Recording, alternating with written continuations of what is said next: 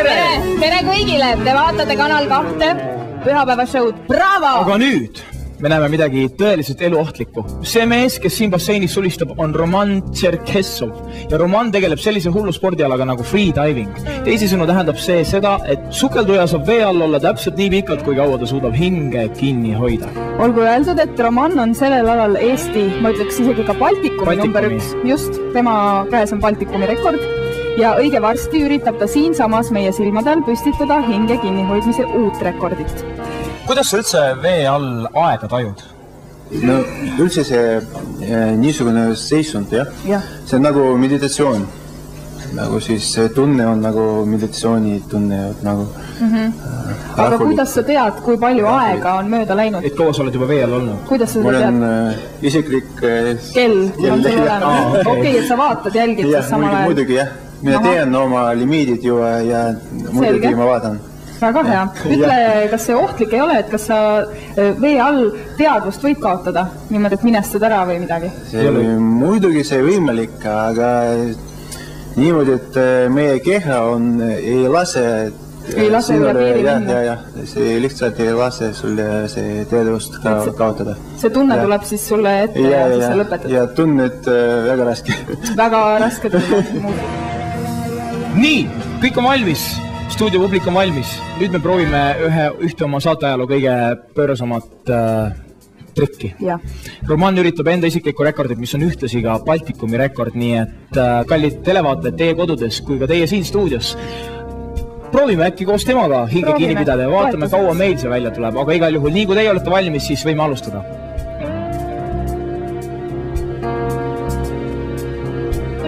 Läks.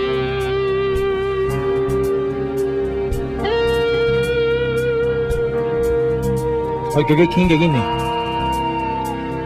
Proovime koos Romaniga.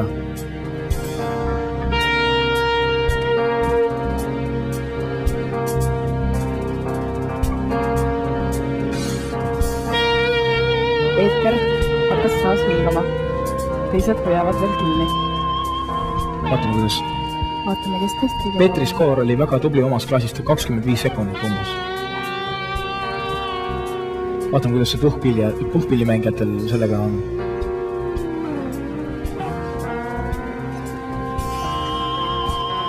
Reedal on silmad juba suureks löönud peas. Helle, miks sina ei proovi? Ma proovisin, aga ei tulnud välja. Enne Peetrit juba sõppis. Kappel, sina ka?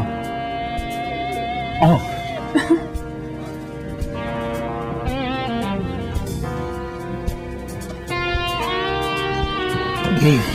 Nii, minut on täis juba. Nele-Liis. Reet ja Mart veel hoiavad. Reet ja Mart. Võib-olla Mart hoopis teed Romanile ära. Ma loobun. Nii, Reet on ka väljas. 1.20 on aega läinud. Aga nüüd palume siia Katrin Kross-Paju, kes on Lääne-Tallinna Keskhaigla neuroloog. Tere, Katrin. Tere. Räägi, mis toimub Romani organismis praegu? Et sellel hetkel, kui ta nägu puudutas vett, sellel hetkel hakkas ta süda lööma umbes 1/3 võrra harvemini kui tavaliselt, nii et iga kolmas löök jäi vahele. Ja praeguseks hetkeks ilmselt on tal tekkinud juba nahakahvatus ja käed ja jalad on muutunud külmaks, selleks, et hapnikku kokku hoida. Ja Roman teab seda ise ka, et ta püüab absoluutselt liikumatu olla. Et mida rohkem ta liigutab, seda rohkem vajab organism hapnikku ja seda vähem jääb seda elutähtsatele organite ja seda rohkem läheb seda lihastele. Ja kas see võib olla ohtlik? Hetkel veel mitte, aga lisaks sellele, et organismis on hapnikupuudus, ei saa Roman ka välja hingata. Nii et süsihappegaas õieti tema vedel ekvivalent. Vabandust, ma segan vahele. Mart, isiklik rekord 2.11. Päris hea. Ehk siis vedel süsihappegaas, et vesilik bikarbonaat puhjub tema vereplasmas ja ringleb. Et tegelikult ta tahab üsna hingata juba tõenäoliselt.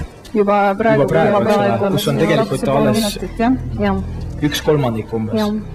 Et arvestades Romani treenitust, et suure tõenäosusega nüüd selleks hetkeks on tal südame töö veel aeglasemaks muutunud, nii et nagu uuringud näitavad, et neid lööke on veel 20% võrra vähem, kui oli esimesel hetkel, kui ta nägu puudutas vett. ja kõik need muud protsessid käivad edasi, et veresooled on maksimaalselt ahenenud kõikides nendes piirkondades, mis pole elutähtsad. Nii et säilitatakse maksimaalselt hapniku peaju jaoks, südame jaoks. Ja kui see kestab lõputult, et siis siiski on näidatud, et aja jooksul hakkab see hapnikupuudus muidugi ka peaju mõjutama. Nii et ka seda tüüpi võistlustel on näidatud, et peaaegu 10% võistlejatest tekivad üsna olulised peaju hapnikupuuduse nähud. Nii et kui nad üles ärkavad... Kellaaeg on meil praeguseks 3,5 minutit. Et kui nad üles ärkavad, siis nad ei ole väga teravad sellel hetkel ilmselt. Kui nad pingutavad üle, ehk siis, et nagu arvatakse, et kui tahtejõud saab mõistusele võidu, kui tahtejõud on tugevam kui terve mõistus, et siis nad on nii kaua vee all, et see hapnikupuudus tõesti jõuab peajõuni. Nii et üles tõustes nad võib-olla ei suuda püsti seista, nende kõne on segane, nad ajavad segast juttu. Loodame parimat, et täna vist ka nii ja võistlustel see on keelatud, ja loomulikult, et kõik need võistlused ei tohi olla sealt ilmselt jookseb ka see ohtlik piir, et kust maalt see tegelikult see kõige ohtlikum piir hakkab? Kõige ohtlikum piir on algajatel, just nende, kes harjutavad. Et ehk siis ka, et bassein... 40, ma ütlen vahepeal kellaaega. Jah, et ka näiteks basseinides, et ka noored lapsed või ka täies elujõus sportlikud noored mehed, kes tahavad näidata, kui kihvtid nad on hinge kinnipidamise, nagu praegugi proovisime. Ja kui nad kasetavad seda vee all, siis kahjuks on nendel kõige suurem risk uppuda, sest nad vajuvad vaikselt vee all, keegi märkagi ja ühel hetkel on nad uppunud. No nii, loodan, täna meil nii ei lähe, bassein on üsna madal, keegi ei uppu. See kahjuks ei aita. See kahjuks ei aita. Nii, loodame parimat. Aga aitäh, Katrin. Aitäh. 4:40 on praeguseks hetkeks kellaaeg. Võib ainult ette kujutada, kuidas kogu keha võitleb selle vastu, et praegu tõuseks veest välja. Õudselt tahaks hingata. Hoiame Romannile pöialt. Oleme kõik tema toeks. Kellaaeg on 5 minutit. No minu aeg juba. Ei tohi panna. Tähendab, ei tohi panna. Jaa, aga see mees ei tohi panna. Kuuleb vee all väga hästi. No, sa ilmselt häirib, jah. Te kui meditsiinitöötaja, olge igaks üks lähedal, kui selleks ajaks, kui romaan lõpetab ka. Nii, 5:25. 5,5 minutit praeguseks hetkeks. Isiklik rekord oli 6:45. No siiski ma tahaks ka rõhutada, et ta on ju sportlane. Et seda ta on ikkagi harjutanud, nii et loodame, et see asi läheb kenasti. Nii, 5:40.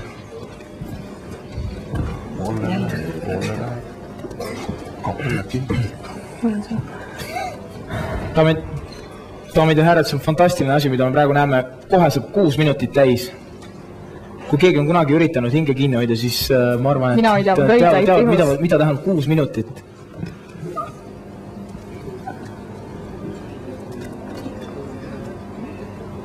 Kuus 10.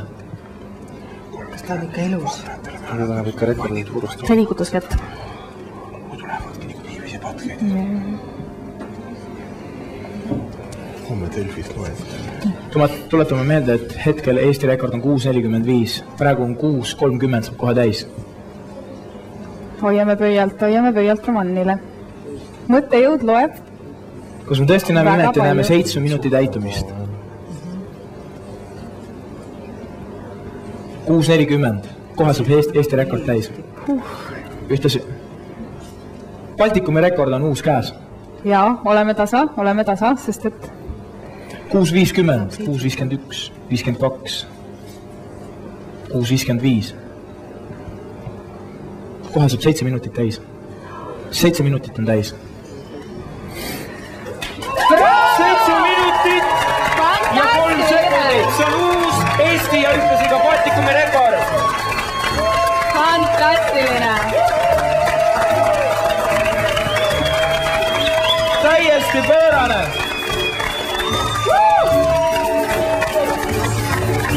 Bravo! Fantastiline! Suur tänu! Fantastiline! Väga kiht! Roman, kuidas on? Küll! Ma olin uue rekordi puhul. 7 rekord! See oli Roman Tšerkessov! Just! Bravo! Suur tänu! Ja palju õnne! Aitäh!